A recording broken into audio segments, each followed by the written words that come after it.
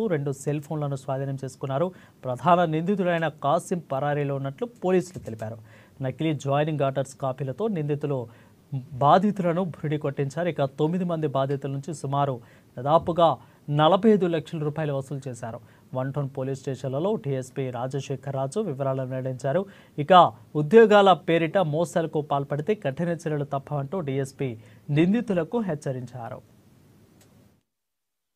ప్రస్తుతం ఈ కేసులో ఈ కాసిం అనే అతన్ని అరెస్ట్ చేయాల్సి ఉంది.